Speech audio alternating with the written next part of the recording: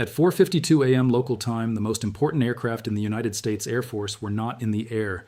They were on the ground, parked in a row on the eastern apron of Al Dhafra Air Base in the United Arab Emirates.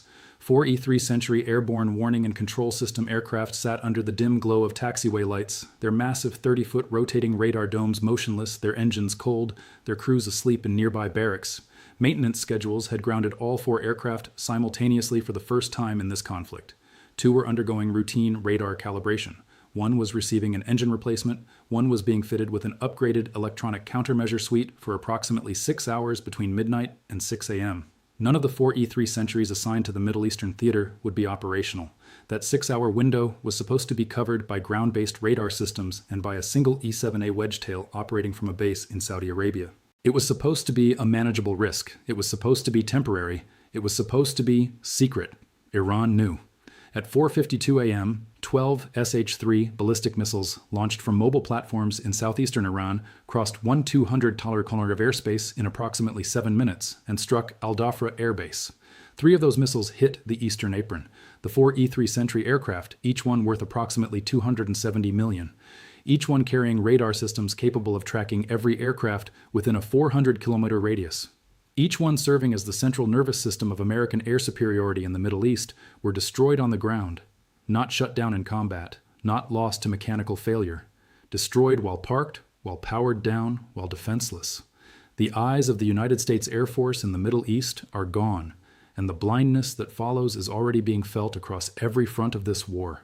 Let me tell you what the E-3 Sentry is, because most people have never heard of this aircraft and have no idea why its loss is more devastating than the destruction of any fighter jet, any bomber, or any drone in the American arsenal. The E-3 Sentry is a modified Boeing 707 commercial aircraft fitted with a Westinghouse ANAPY-1 or AAPY-2 radar system, housed in the distinctive rotating dome mounted above the fuselage.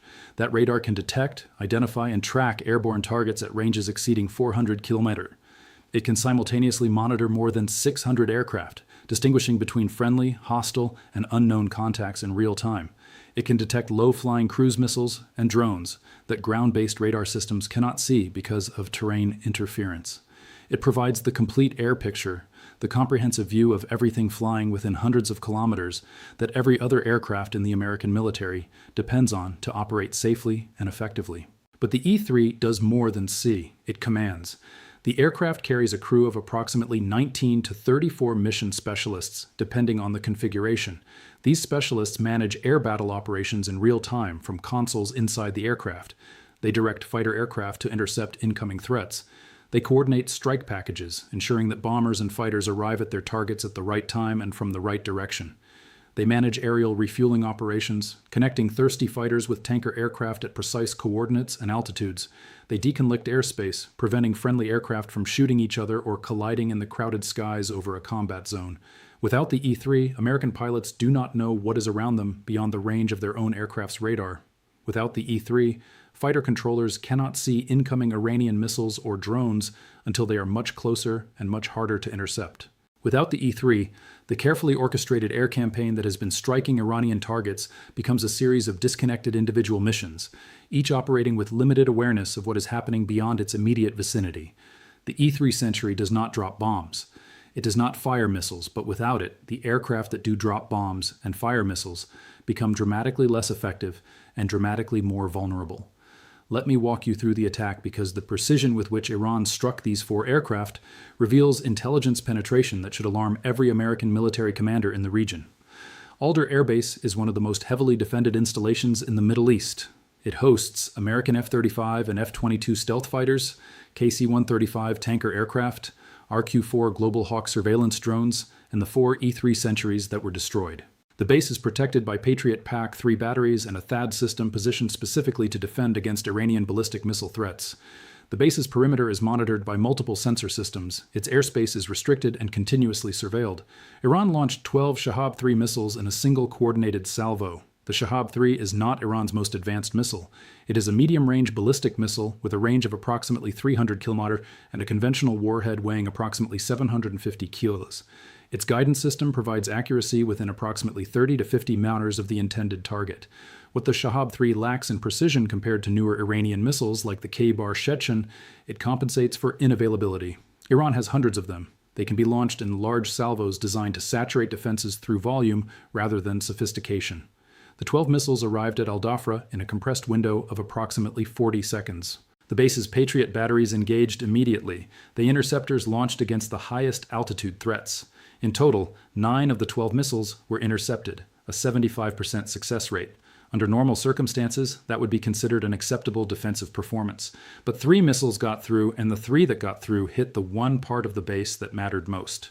2 missiles struck the eastern apron directly, their warheads detonating among the parked E-3 aircraft. The first impact hit between the second and third aircraft in the row, the blast and fragmentation destroying both aircraft simultaneously. The fuselages were torn open, the radar domes collapsed. Fuel from ruptured wing tanks ignited, creating fires that burned for more than 3 hours. The second missile struck approximately 60 millers from the first aircraft in the row, close enough for the blast wave and fragmentation to cause catastrophic structural damage. The aircraft's left wing separated from the fuselage. The rotating radar dome mechanism was shattered. The third missile that penetrated struck the base's aircraft maintenance facility, a large hangar approximately 200 meters from the apron where the fourth E-3 was undergoing engine replacement. The hangar partially collapsed. The E-3 inside was crushed under falling structural steel and concrete. All 4 E-3 Sentries were destroyed. 4 aircraft, approximately $1.8 billion in airframes and mission systems gone in 40 seconds. Let me give you the casualty numbers. Because American service members died protecting aircraft that their own leadership chose to leave vulnerable. 9 American airmen were killed, 14 were wounded, 6 critically. The dead include 4 aircraft maintenance technicians who were working on the E-3 in the hangar when it collapsed. 2 security forces personnel who were patrolling the apron perimeter, and 3 munition specialists who were in an adjacent storage facility that caught fire from the explosion. 34-year-old Master Sergeant Daniel Whitford was one of the maintenance technicians. He had served 14 years in the Air Force. He was 3 months from retirement. He was working a night shift in a hangar because the maintenance schedule required the E-3 to be operational by morning. He died under a collapsed roof because 4 aircraft that should never have been grounded simultaneously were grounded simultaneously and parked in a row like targets in a shooting gallery. Now let me explain the intelligence failure, because the question of how Iran knew about the maintenance window is as important as the attack itself. The simultaneous grounding of all 4 E-3 Sentries was an operational decision made at the wing commander level approximately 48 hours before the attack. The decision was classified. It was communicated through secure military channels. The maintenance schedule was distributed only to personnel with direct involvement in the work. The window was considered low risk because the aircraft would be operational again within 6 hours. Someone leaked that information to Iran. The alternative explanation that Iran launched 12 missiles at exactly the right moment by coincidence, targeting the exact section of the base where the E-3s were parked during the exact window when all 4 were grounded, is statistically impossible. Iran had intelligence, specific intelligence, real-time intelligence, and it came from someone with access to classified American operational schedules at Al Dhafra Air Base. The counterintelligence investigation that will follow this attack may prove to be as consequential as the attack itself. Because if Iran has a human source inside an American airbase, the implications extend far beyond 4 destroyed aircraft. Every operational plan, every flight schedule, every weapons load, every defensive posture at every American base in the Gulf is potentially compromised. Let me explain what happens to American air operations now, because the loss of all 4 E-3 Sentries creates an operational crisis that cannot be quickly resolved. The United States Air Force operates a total fleet of approximately 31 E-3 Sentry aircraft worldwide. That number has been declining for years as aircraft age and maintenance costs increase. Several are permanently grounded for maintenance or parts cannibalization. The operationally available fleet is estimated at approximately 20 to 22 aircraft. Those aircraft are distributed across 3 operational theaters: Europe, the Pacific, and the Middle East. Each theater maintains a minimum deployment to cover its assigned mission. Transferring E-3 aircraft from Europe means reducing NATO air surveillance at a time when Russia is conducting an active war in Ukraine. Transferring from the Pacific means reducing coverage in a theater where China is conducting increasingly aggressive air and naval operations near Taiwan. Every aircraft moved to replace the losses in the Middle East creates a gap somewhere else, a gap that adversaries will notice and potentially exploit. The Air Force has announced that 2 E-3 Sentries will be redeployed from Tinker Air Force Base in Oklahoma to the Middle East within 72 hours, 2 aircraft to replace 4. And those 2 aircraft will need time to integrate with theater operations, calibrate their systems to regional conditions, and establish the crew rotations necessary for sustained operations. Full replacement of the lost capability will take weeks. During those weeks, American air operations in the Middle East will operate with severely degraded situational awareness. Pilots will fly strike missions without the comprehensive air picture that the E-3 provides. Fighter controllers will rely on ground-based radars with limited range and significant blind spots caused by terrain and the curvature of the Earth. Aerial refueling coordination will be less sufficient, potentially forcing aircraft to abort missions or land at alternate bases when they cannot locate tankers. And most critically, the early warning of incoming Iranian missiles and drones that the E-3 provided to ground-based air defense systems will be dramatically reduced. The E-3 could detect a cruise missile or drone at ranges where ground radar could not. That detection gave the Patriot and the AAD batteries precious additional seconds to engage incoming threats. Those seconds are now gone. The bases are not just missing their eyes, they are missing the warning time that keeps them alive. Let me connect this to the replacement crisis that the Air Force was already facing before this attack, because the timing could not be worse. The E-3 Sentry fleet was already scheduled for retirement beginning in 2027. Its replacement, the E-7A Wedgetail, a Boeing 737-based platform with the newer MISA radar system, has been ordered, but production has been plagued by delays. The first operational E-7A is not expected to be delivered to the Air Force until 2028 or 2029. The loss of 4 E-3s accelerates a capability gap that the Air Force knew was coming but planned to manage through a gradual transition. That transition just became an emergency. The Air Force now has fewer E-3s to cover its global commitments, while the peer replacement aircraft is years from being available. In the interim, the service must rely on a shrinking fleet of aging aircraft, each one more expensive to maintain, more prone to mechanical failure, and more valuable as losses mount. Every E-3 that remains in service is now more critical than it was yesterday. And more critical means more vulnerable because the demand to keep them flying reduces the time available for maintenance, which increases the risk of mechanical failure, which increases the pressure to fly them even harder. It is a vicious cycle that erodes capability even without additional enemy action. Let me tell you how the Air Force is attempting to compensate, because the gap left by 4 destroyed E-3s must be filled immediately, even if it cannot be filled completely. The primary stopgap is the E-7A Wedgetail that was already operating from Saudi Arabia as a test deployment. This single aircraft is now carrying the entire airborne early warning burden for the Middle Eastern theater. One aircraft covering a theater that spans from the Eastern Mediterranean to the Indian Ocean. The E-7A's MISA radar is more capable than the E-3's older system, with greater range and better detection of low observable targets. But one aircraft cannot be airborne continuously. It needs maintenance. Its crew needs rest. When it lands, the theater has no airborne early warning capability at all. The Air Force is also surging ground-based radar deployments, moving ENTPS-80 mobile radar systems to forward locations to partially compensate for the loss of airborne coverage. These systems are capable but limited. They cannot see over the horizon. They cannot detect low-flying threats masked by terrain. They cannot move with the battle the way an airborne platform can. They are a band-aid on a wound that requires surgery. Let me give you the financial impact, because the numbers reveal a pattern that has defined this entire war.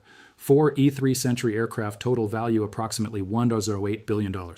The maintenance facility destroyed approximately $45 million.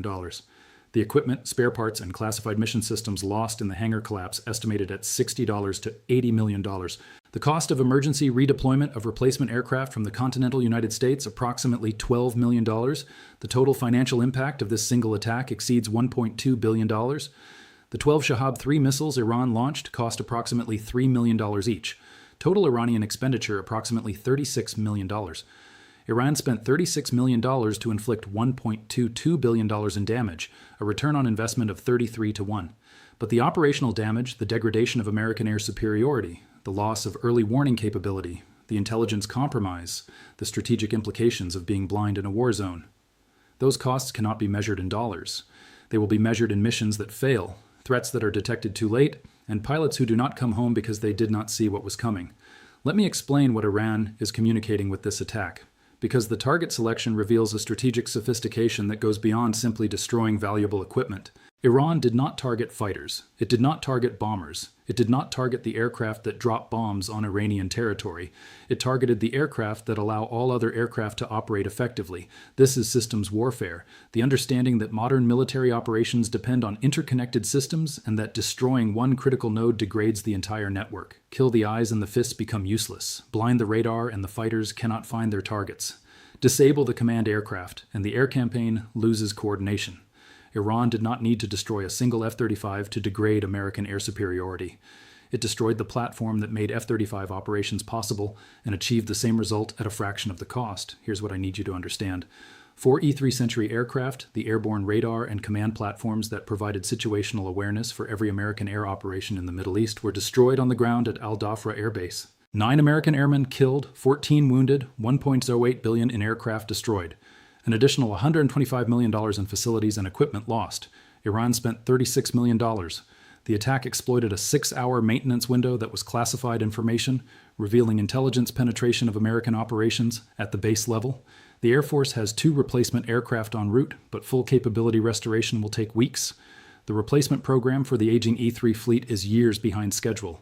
American pilots are now flying combat missions without the comprehensive air picture that has been the foundation of American air superiority for 4 decades, and one E-7A Wedgetail is carrying the entire Theat's airborne early warning mission alone. Mainstream media is reporting this as an attack on an airbase. They are showing you satellite images of burned aircraft and interviewing Pentagon spokespeople who emphasize that air operations will continue. They are not explaining what the E-3 Sentry actually does, or why losing all 4 changes everything about how America fights this war. They are not telling you that American pilots are now flying partially blind into Iranian airspace. They are not connecting destroyed radar planes to increased risk of friendly fire, missed interceptions, and failed missions. They are not explaining that the intelligence leak that enabled this attack means every American-based schedule may be compromised. They are not asking the question that every pilot preparing for tonight's missions is asking: what am I flying into that I cannot see? The story they are telling is about an airbase attack. The story I just told you is about the moment American air superiority lost its eyes and the most advanced Air Force in history began operating in a darkness it has not experienced since before the technology existed to prevent it. Both stories are true, but only one of them explains why every mission launched tonight carries a risk that did not exist yesterday, and why the pilots flying those missions know it. Subscribe to War and Money Report. We deliver daily intelligence briefings that connect the platforms you have never heard of to the outcomes that affect everything. Linking destroyed radar aircraft to degraded air campaigns, intelligence leaks to base vulnerabilities, and the loss of 4 planes on the ground to the blindness that follows every pilot into the sky. Hit the notification bell because the eyes are gone, the replacements are weeks away, and the war is not waiting.